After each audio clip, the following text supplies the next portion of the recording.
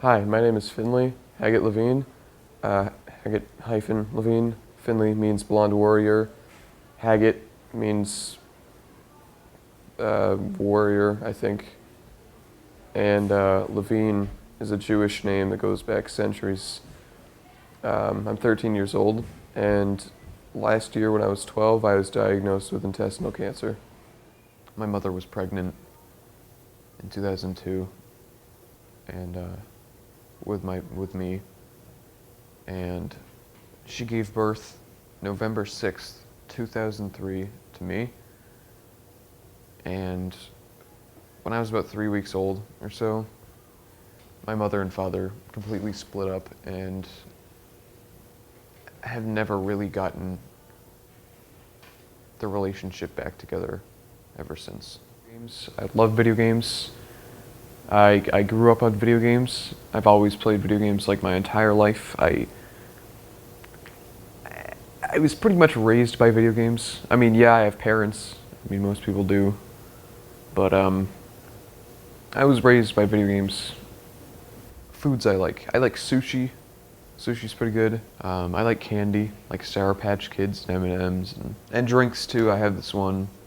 It's this Virgil's Black Cherry Cream Soda. It's kind of a mouthful, but it's this like 16-ounce bottle of liquid gold, basically. Yeah, I got addicted to that a while ago. I guess the kind of clothes I like would be obviously black. I mean, I've got black pants on, a black t-shirt. I usually wear a black hat, black shoes with purple laces because my favorite color is purple. And I like hats too. Hats are pretty fun. Music I like. I like heavy metal. I mean, I have a Black Sabbath shirt on. Disclaimer. I was actually born listening to Manowar. My mother was playing it when she was giving birth to me. I joined a band not too long ago. It split up, of course, but you know, it was fun while it lasted. It was called Infernal Chasm. It was a metal band, of course. I was the bass player, which leads me to my spectacular girlfriend, Jordan Smith. She's my favorite person on the entire planet. I wouldn't say I hate school, but on the other hand, I wouldn't say I love school. I grew up not liking school because I didn't care, but I've realized that it's not that I don't like school, it's that I haven't worked hard enough in school to like it. Yeah, describe me. You're Finley. More specific, attributes. You're the only guy that I know has an actual girlfriend. You had cancer. What's good about me and what's bad about me? You're articulate. You are interesting. You can hold an interesting conversation. You have good critical thinking skills. What's one annoying thing about me? You talk nonstop.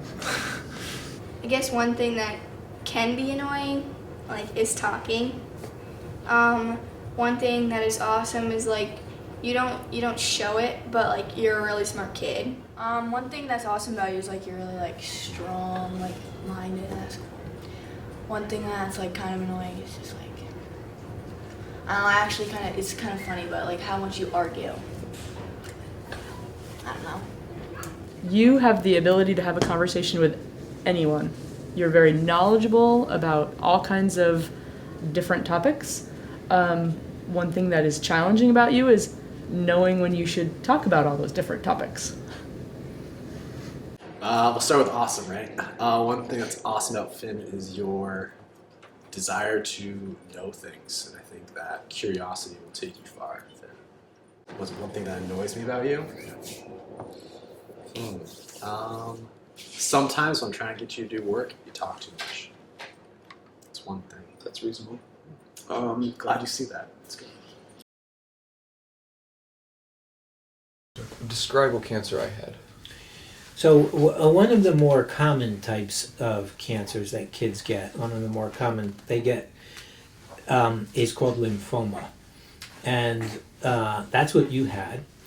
All of us have lymph nodes in different parts of your body, and sometimes the cells in some of the lymph nodes just start to grow out of control. And basically, what cancer is is the cells don't know when to stop growing. As you grow, and as your liver gets bigger, your lungs get bigger, your heart grows, it's kind of a fine balance of it's supposed to grow as you get bigger and taller, but it's not supposed to grow too much. It's Right. growth under control. And cancer, the problem with cancer is it's growth without control. So, what is the C word? People can come up with a lot, but when somebody asks me that, I think of cancer first because that's what I had, and that's a really important letter in my life. What does the C word mean to you? Cat. Snake. Any others? Uh. Bird. Cat. Chalkboard. Cat. Cow. Clock. Candy. Car. Carrots. Caterpillar. Chrysalis. Cake. Zombie. So I was 98 pounds, even though I should have weighed 120. That pain I described, it wasn't just like a poking, like bad, like ow pain. It was extremely painful. Like somebody was stabbing me in the gut with a knife repeatedly, taking it out and stabbing me and taking it out and stabbing me. I threw up and it was green, like leaf green, and it had chunks of tissue in it. It was pretty nasty, actually. I finally got sick of it, and I was like, Mom, we need to check out what this is. I was waiting. They have this little waiting room outside of surgery where you're not allowed to eat. I was pregnant. I was starving, and Dr. Al-Namir gave me some chocolates. It was really nice. And then went in and did his procedure with Finnley. And he came out with just like kind of a grim look on his face, and he pulled me aside and he said, I didn't find any evidence of Crohn's disease. I found a tumor. So I panicked. I cried. No mom wants to be told that their child has a tumor. The type of tumor you had, which is called Burkitt's lymphoma, is actually probably the fastest growing tumor that we deal with out of all of them. How big was this tumor? I think it was in the range of, like this fist size, maybe? Yeah, it was like fist size or a little bit bigger. There's probably My tumor was about the size of my fist, and I have fairly large hands, so... If you hadn't taken that out, how long would I have had? Yeah. Like, say 2 weeks later. So at the point when you came to the hospital, you were really not able to eat and get nourishment. So you would have just gotten more and more sick, and within a couple weeks you probably would have died. When I first found out, I was like really, really shocked, and my mom had called me and Sarah downstairs, and she read the email to us, and Sarah and I like looked at each other, and Sarah started crying because like she felt so bad. Yeah, it was pretty rough. Yeah. What was your first reaction? Oh my gosh, and teared up. It was not a good moment for myself, having a student with that kind of news. What was it like knowing somebody who had cancer? It sucked. I was severely, it was frightening. When did you first find out about me and my cancer? I asked my mom if you were home or not. And she said no, but you have cancer, and I was like, oh. I'm sad that Finnley has cancer. I feel very sorry for him. I don't want him to die, and yeah, and that's about all.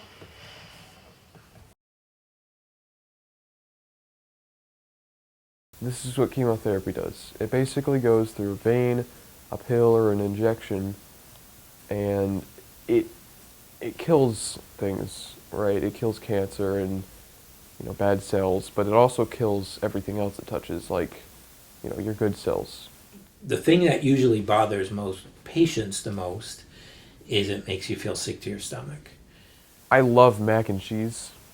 I absolutely love it. and I ordered mac and cheese from the cafeteria, and then I took a bite out of the mac and cheese and almost vomited because it just tasted nasty to me. It also causes hair loss. That's kind of the most noticeable thing that it does, because you can see that from across the room. Nobody, if you walk into school, they can't tell if you feel sick to your stomach or not. They can tell if your hair fell out. What would it be like if you lost all your hair?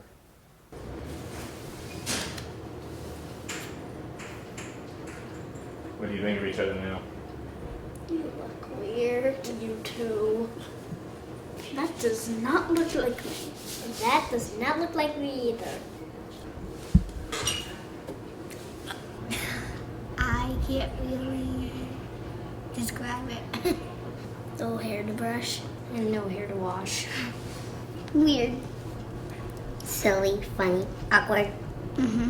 Ridiculous. I don't like it.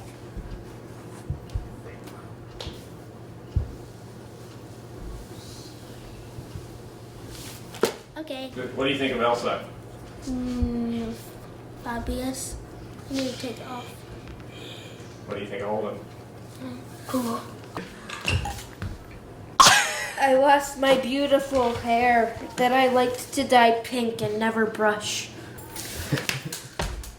Are we being filmed? I could run my fingers through my hair and pull out, and I'd have like 50 hairs in my... Just hanging from his hand. Yeah. So I advised him, I said, let's just shave your head. And that way, you know, you're not going to wake up in a rat's nest of hair. So we got the hair shaved off. We put it in a ponytail because he kind of wanted to see if he could donate his hair, since it was so long and beautiful. So we put it in a ponytail and then we buzzed it off, and he went down the hallway and looked at himself in the bathroom mirror and was shocked. And I was shocked too, of course. And, well, we hugged and we cried and we hugged some more and we cried some more, right? It was a really emotional moment. It was as if, like, well, it was real all along, but right then it just hurt more.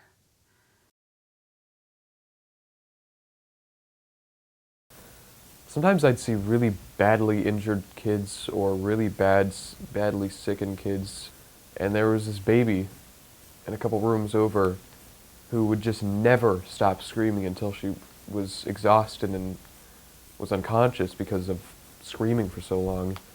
Going into the room, I tried to be as positive as possible, but it was very hard. I was concerned and, like, I was nervous. Most nights after that, like, I did cry. I was scared of what could happen to you, but going there and seeing you it was good. It was a good thing. Knowing that you had people there looking after you was good.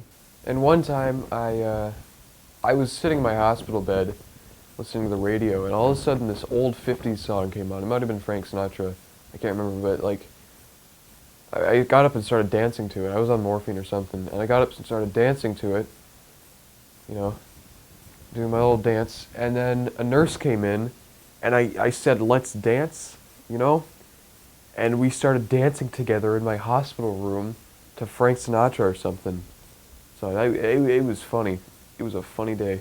I don't know how happy you were to see me, because I think in your mind I represent math, and that's not always the most favorable thing in your life. And Henry came in once, my stepfather. He came in once, and he said, "God, you look like a mushroom." Finnley preferred to sit in the dark in the hospital. You know, it was just, I didn't think it was productive for him to sit in the dark and look at the TV. So we got some natural light in through the window. And he opened up the windows, and I swear I felt like a vampire in the sunlight. It was bad. Suddenly Finley's joking and laughing and having fun, and yeah, before that he was just all doom and gloom. "Oh, leave me alone! Leave me alone!" Describe a visit, It was very eye-opening to me, like what the difference between the Finnley that had cancer and the Finnley that I knew before that. Anytime you peed, you always peed into a urinal so that they could test it. Once I filled up, I didn't pee for like 2 days, and I peed once and I filled up like at least 1.5 of the urinals, and they're like half-gallon urinals, so I really filled them up. That's a true story too, I actually did that.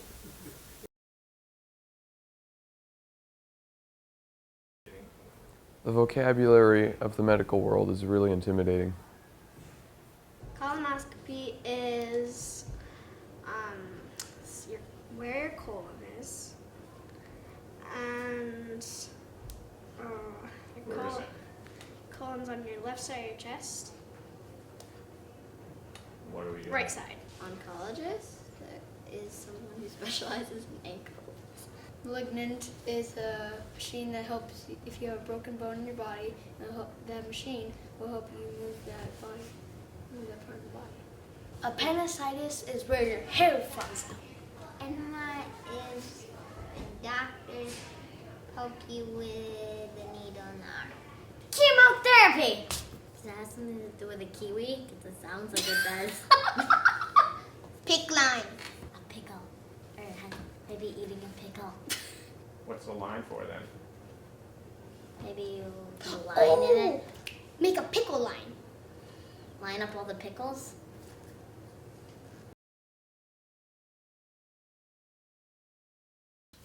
Yeah, did you ever think I was gonna give it to you?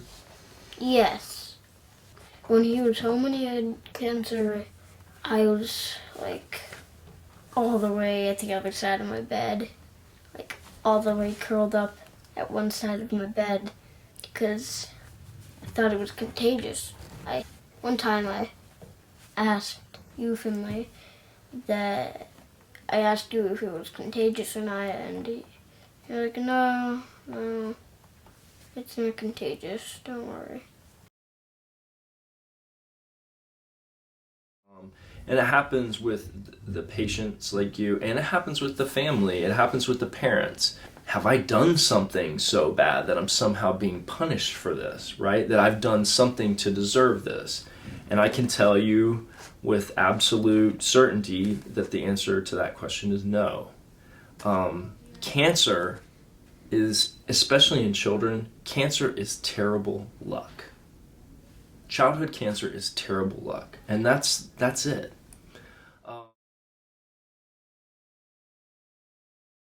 I was a school counselor for 16 or 17 years in a high school, and one of my students was in 9th grade, and he had a lymphoma. He lost his hair. He was out for at least 4 or 5 months as a 9th grader. Before too long, he was back at school half days, and then he was back at school full days. And then he was part of the honors program, and he graduated with honors from our school. He went on to college, and he got a 4-year college degree. And I saw him in the store. He had a beard, and he looked like a significant other with him. And I almost was in tears just looking at him. And so for me, that was major hope. Major hope. There is so much joy for our patients working in pediatric oncology because, yeah, at the end of the day, and something that's hard to remember is that there's so many kids that get better. The advancements in cancer treatment has just been amazing. Some kids with certain diagnoses that, the cure rate was really low have really, really high cure rates now. And seeing the joy in those families is really amazing. And seeing you today, Finn, you look great. I mean, people that are seeing this are not going to have the benefit of spending time or seeing you when you were at your worst. Right. And I remember, when all the hair was gone and you were not eating and you were this big around and you were white as a sheet and you just look fantastic. You are a perfect example of why I love doing this work, to be able to see guys like you and to be able to see your mom was pregnant and stressed out and now see a healthy baby and you healthy. I mean, there's so much joy in doing this, and I'm so glad I got to see you guys like this.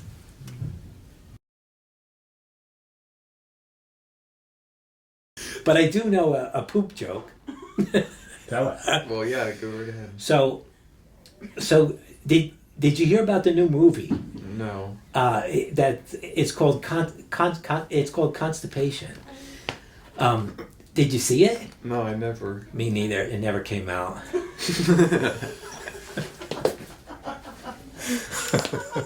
Thank you. Yeah, thank you. Is there a moral to the story? We gotta think of a moral, actually. Don't give up. Is there a moral to the story? Yeah. Don't give up.